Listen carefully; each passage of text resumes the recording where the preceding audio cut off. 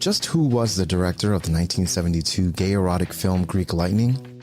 Robert Walters, Ken Albert, or Robert Stevens?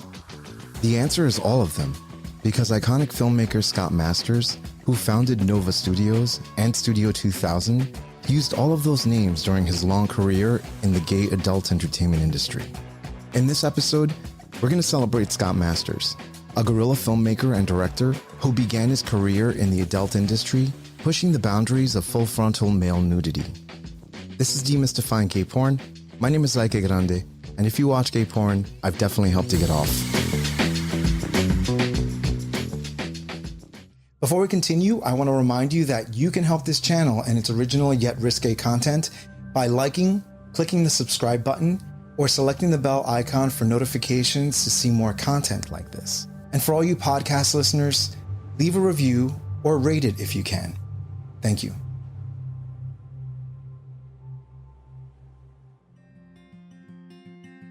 Scott Masters was born William Louis Scheffler on May 8, 1934, and grew up in a Jewish family in Illinois.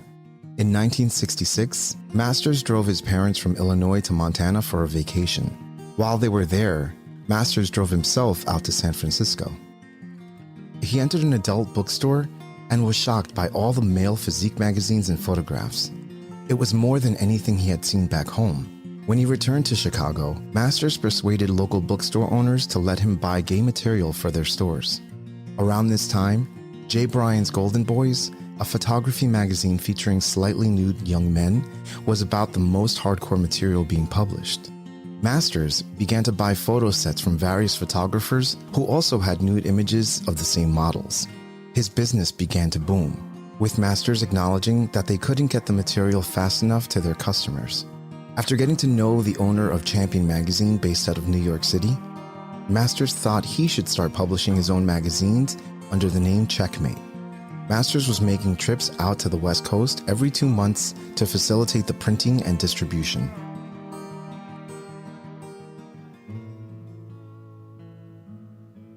When Masters first arrived in Los Angeles, he ran into issues getting paid by companies who hired him for his original photography work. Something Masters has said was common at the time. Whenever that happened, there was always a distributor looking to purchase good material, which Masters always had. During this time, Masters met a distributor who had produced a little hardcore film called Drilled Deep, starring underground icon Jim Cassidy, as well as another icon, Dakota. With a good-sized mail order list and the film Drilled Deep, Masters and his distributor made some good money in hardcore film. Masters would go on to meet the film's cinematographer and launch Nova Studios with photographer Jim Randall, based out of Los Angeles.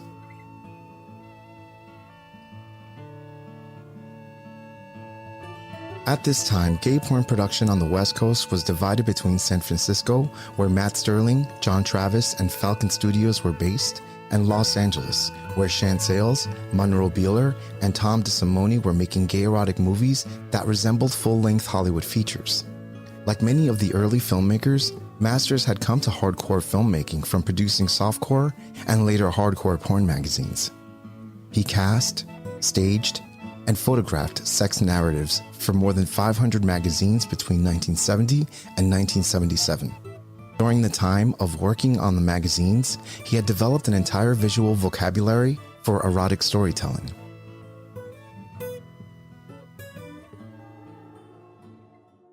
As with many of his contemporaries, Masters was hit with an obscenity charge in the 6th District of Texas for his movies and the brochures promoting them.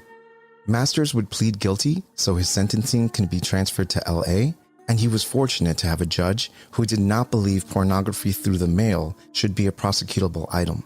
The biggest setback from this incident was Masters was not supposed to work in the industry again. From there, Masters cut back his involvement and began making loops.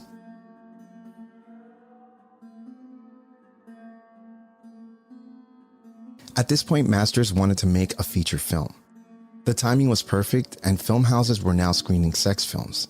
Masters approached Monroe Beeler, who owned the Century Theater in Hollywood, but also had his own studio, Jaguar Films. Masters pitched an idea for a hardcore feature film inspired by the Hollywood blockbuster The French Connection. Of the film, he had said, I had wanted to call it The Greek Connection. It was a thriller. The key to the mystery was a tattoo on some guy's ass. But someone else came out with a film called The Greek Connection just before I did, so we changed it to Greek Lightning. The lead for the film was rising porn star Jimmy Hughes. Hughes was having his moment, having just won the Groovy Guy contest.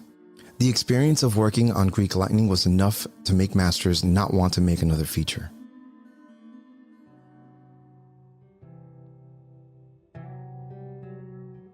In 1976, Masters launched Nova Studios, producing longer loops and in its heyday in direct competition with Falcon, eventually producing longer and more elaborate films with storylines.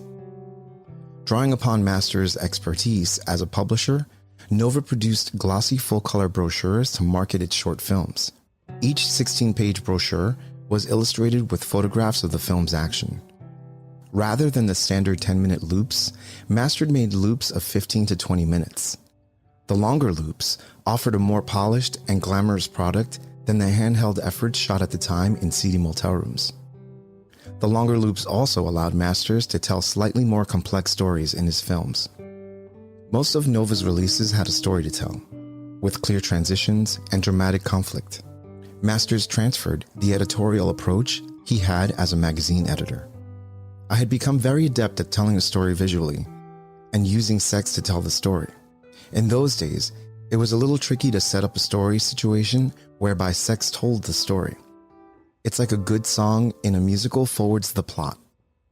The typical Nova film showed men having sex with other men in settings not typically considered gay locations: a factory, a garage, football locker room, or stable. The fantasy created was that jocks, hard hats, wranglers, all segued into sex right there in the workplace. The point was above all to show hot guys having gay sex, not gay guys having hot sex.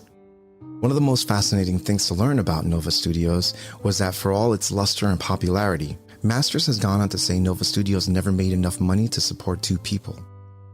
After releasing the film Boys Town, Masters' film partner disappeared with the film Masters, and all of the money in the account. It was then that Masters found out that his business partner Jim Randall had been selling the rights to all of the films to distributors behind his back. Nova was $60,000 in debt and closed its doors in 1986. Masters would go on to work with close friend and contemporary William Higgins.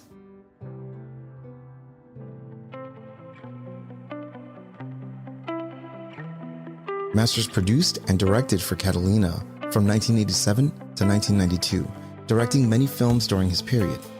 His final film, Behind the Barn Door, was a farewell to Catalina, lending a way for new directors to join the fray of adult entertainment. Masters announced his retirement in 1999, but quickly returned to making adult film after he and John Travis found and hired Czech photographer Jan Novak and formed Studio 2000, an international line with European talent. In April 2006, Masters and Travis sold Studio 2000 to former Falcon Entertainment consultant David McKay.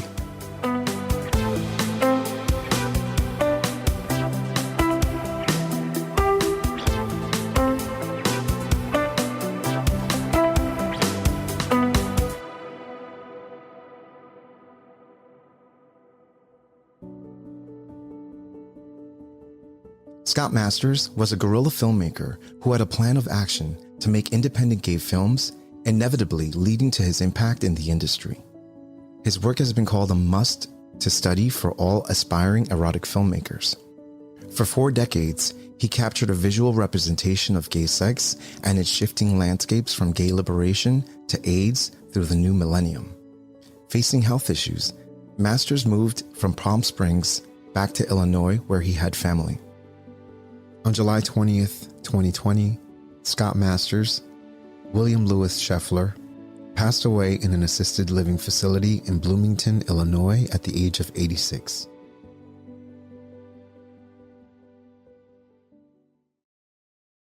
You've been watching Demystifying Gay Porn. I am your host, Ike Grande. Demystifying Gay Porn is available wherever you get your podcasts, as well as YouTube. Demystifying Gay Porn is on X, Instagram, Facebook, Telegram.